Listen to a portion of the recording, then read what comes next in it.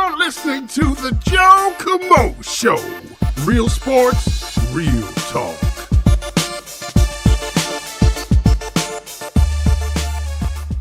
All right, guys, welcome to Joe Camo Show. Got a special guest today, future UFC light heavyweight champion, Jamahal Hill. What's going on, Jamal? What's going on, brother? Man, I'm calling it. I'm like a baseball player that's calling a grand slam in the field. I'm pointing to the sky, and I'm looking at you, man, and knock on wood and everything goes well. I'm looking at you, and I'm looking at the future UFC light heavyweight champion, man. That's what I'm calling it. That's good. Sound like a pretty good call to me. You look good, man. I've been calling it for a while now. You look good. Last fight against St. Preux, and I hope I'm pronouncing that right. The guy was a veteran. I think he's been fighting since I don't know how long, 7-10 years, something like that in the UFC. He came in confident in the last UFC fight. You came in, dismantled him in the second round. You look confident. You look good, and you cracked the top 15. Well deserved. What are your thoughts on that, man? I mean, you went to that fight. How did you feel? You knew you were going up against a veteran. What was the mentality going into that? Same as it always is. Stick to what I know to do and dominate. I like all that. And the whole, oh, he's a veteran, man. That don't mean nothing to me. That don't mean nothing whenever we in there and we fight. You know what I mean? Because nothing in your experience is gonna stop a good liver shot from buckling your body.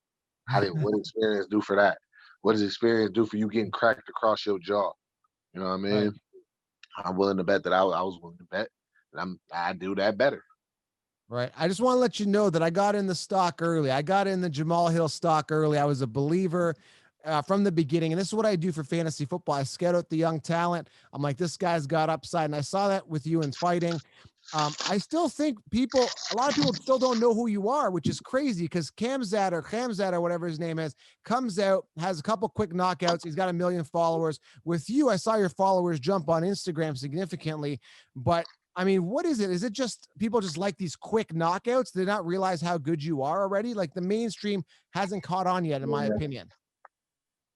Yeah, I think that's what it is. Just mainly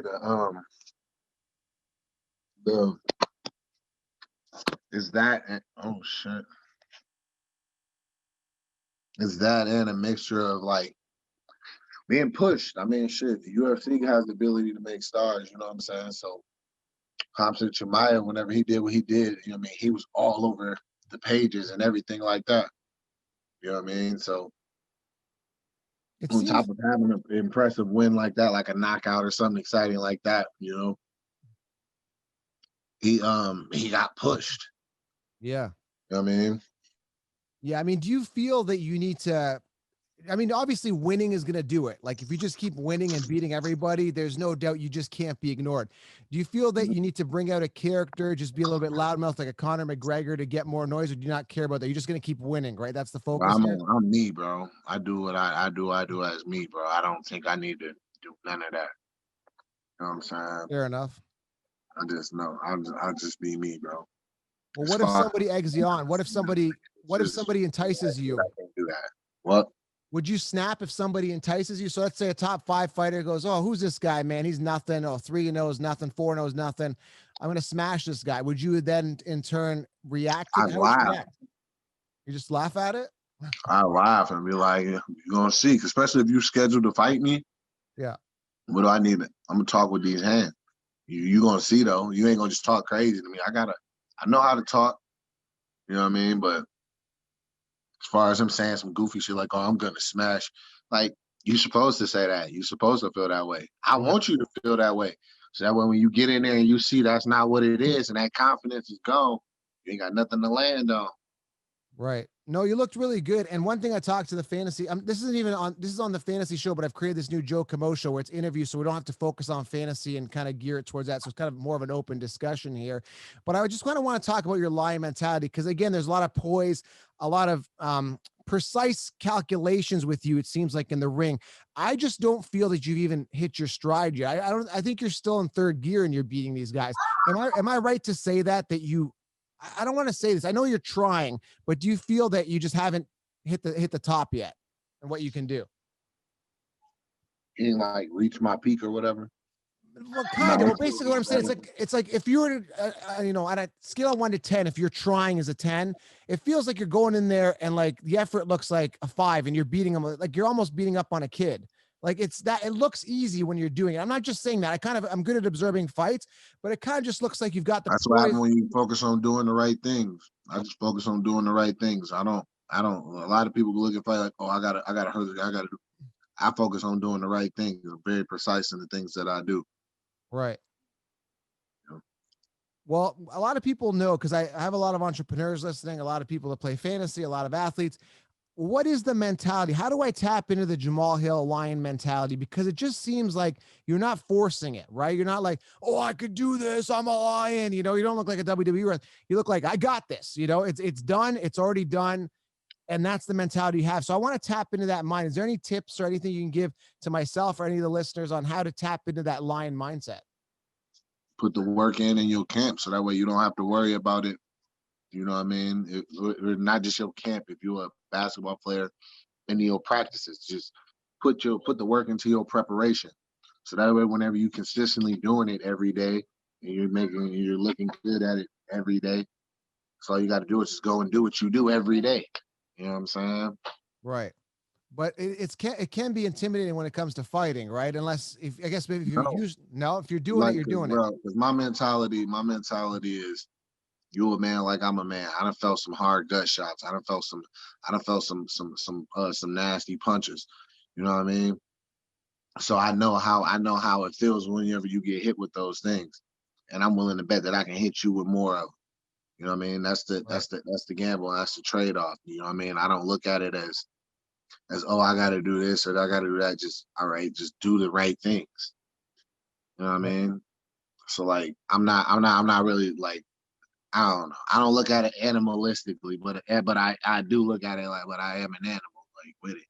You know what I mean? So like whenever I look at somebody, I know how to look at somebody. You know what I mean? I know how to posture myself as somebody to make them feel and make them, you know what I mean, put them in the type of mindset and type of way that I want them to be. Just an observation here. You're in the top 15, and I'm looking at it. You're the only one that's undefeated, right? As of right now in the top 15. I'm looking Yeah. at it. Who is the next guy that you might be in line to fight at this point? Have they said anything to the UFC at all? No, I ain't saying nothing to them about well, not really. I mean, like I already said, I've been put out there, you know what I mean, a couple of dudes that was talking crazy or whatever. I'm welcoming an ass whooping for them. Just anybody, man. Anybody can get it. So there's no set fight right now. You don't know who you're going up against at all coming up when it is. Nah, Okay, nah, because not right now, no. they should be afraid because what I'm hearing, I was talking to my friend Benil Dariush. He was on the show. He's ranked number 11. Oliveira dodged him. He ended up fighting Ferguson and beat Ferguson. So that was a good move on Oliveira. I would imagine the position you're in. Okay. So if I'm, let's say, I don't know, it's a Johnny Walker guy or Anthony Smith or any of these guys, I'd be looking at you and saying, I'm number 5, I'm number 7. I'm not going to want to fight Jamal Hill because there's a chance I could lose. And then, you know, I think it's going to be challenging for people. They're going to be intimidated to fight you, I think, because they don't want to get a guy who's If 15 if you they're a thought 7, that, right? if you think that, then you already done lost to me. You know what Right. I'm saying? Even if the fight don't end up happening. Because I know where I'm going. I'm going for the title. Yeah. I'm here to become the champion. So if you ever want your dreams or what you started this to do to come true, you're gonna have to see me. And if you already in your mind that can see it before that you didn't want to fight me, that's a bad place to be, bro. I'm just talking general politics. I just feel that a lot of these guys may, and again, I'm just speaking from my experience, from what I'm seeing happen with other fighters, what happened with the lightweight division. I think there's going to be a bunch of guys trying to dodge you. But yeah, I mean, you made a good point. You're going to get them eventually. Whether you take them on now or later, you're going to plow through these guys eventually. Glover Teixeira, he's number 2 right now. The guy is old. Like, you know, I don't like how old is this guy? He's 41. 41 years young. All right. We ain't gonna talk about Uncle Glove like that. You know what I'm saying? Yeah, no, I'm not trying to knock him, but I mean, you're the young blood coming up. I mean, how He long getting can it these done. guys hang in there? until they get knocked up until they get knocked around enough times to be done with it. I like it, man. I see you up and coming. I see you rising here. Again, yeah, that lion mentality is crazy with you, and that's what kind of drew me into you when I started watching you. And I am honestly talking to some really hungry lions in every weight class division. And yeah, man, I'm really excited to see what your journey is. How It's a does lot of hungry dudes. I don't know if they hungry lions though. no I'm no different, bro. I'm hungry different. hyenas? I'm different. You are, man, and that's what I like. That's what I like about you. But like, I'm curious how your training is. Like, are you training? Like, how many hours a day are you training? How does your training typically look on a typical day? I train hours a day. I train about 5 to 6 hours a day. Right.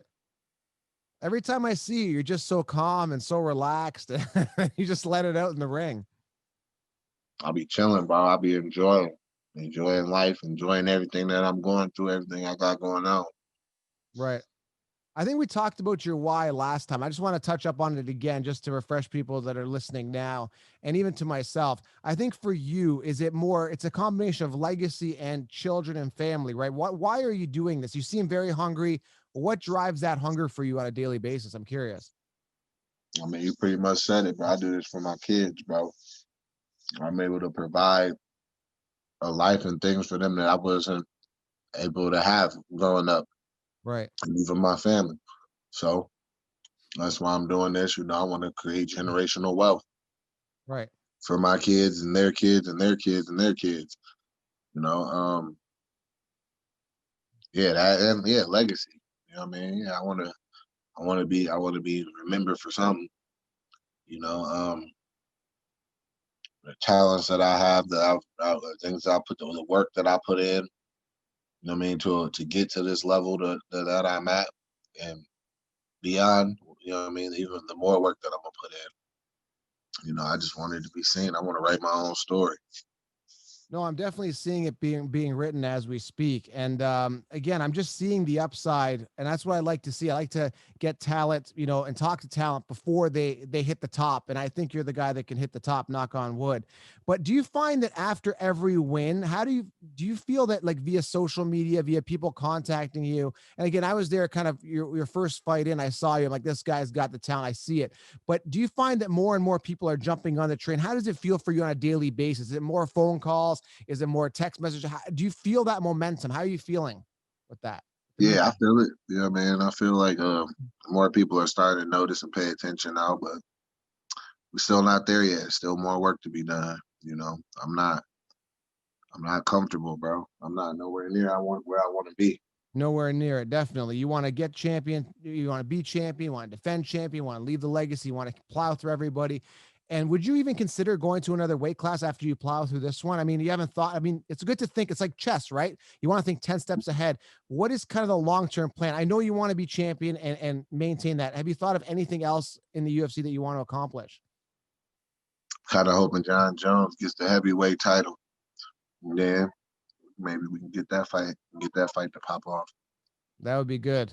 That would be good. He noticed you. I think he actually ended up tweeting during that fight. So you're on his radar for sure now, if you weren't before. You know, It's gonna be that's gonna be one I'm breaking the popcorn out for sure, man. I can't wait. But is he coming back? Have you heard anything about him coming back? uh, No, I haven't seen outside of anything. the tweets, that's the only interaction we never had. Well, that tweet was it, right? He hasn't DM'd you, nothing like that. No, why would he? I'm a future opponent.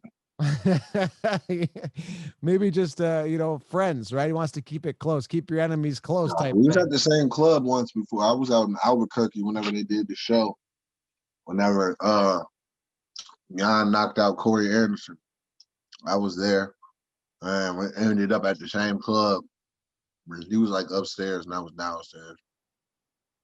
So No, yeah, I like it. And again, what I kind of want to get you on, because I love the mentality. It's kind of like it's done. It's like it's already done. The destiny's there. I mean, do you do visual? Because I'm trying to build my legacy from entrepreneurship. I'm at war in the fantasy community. It's a huge community. Do you do visualizations? I want to tap into your mind again. Do you do any meditation, anything like that? Get in state? I mean, I think about it. You know what I mean? I think about it. I've sat and I've watched, and I've thought and I've visualized and things like that. Yeah.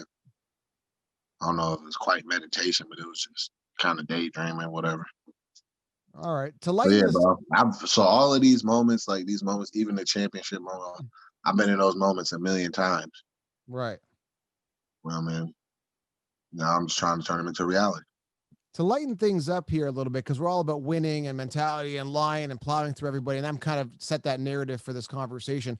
What does Jamahal Hill do for fun? Like, what do you do to chill out? Do you play video games, anything like that? Nah, that's what I was doing before I hit you up. What are you playing right now? PS5? Do you have PS5? Did you get Nope. one? I ain't gonna say what I'm playing because they ain't paying me. Oh, fair enough. Okay, I respect that. But okay, what genre is it? Are we into shooters? Are we into role playing? Are we into sports? Warzone. Okay. Warzone? Yeah. I've been playing some Call of Duty myself. I've been smashing some zombies on there. It's been a lot of fun. We'll have to add I each ain't other. played Cold War since the first few days.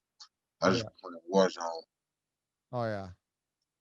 That's good, man. You need that release. I think if you don't, for me anyway, like if I don't unwind and play a video game here and there, like I'm just gonna burn myself out. I just need some sort of release, and that's it for me anyway. I don't know if you know this, but there's some drama here. I want to talk to you about this.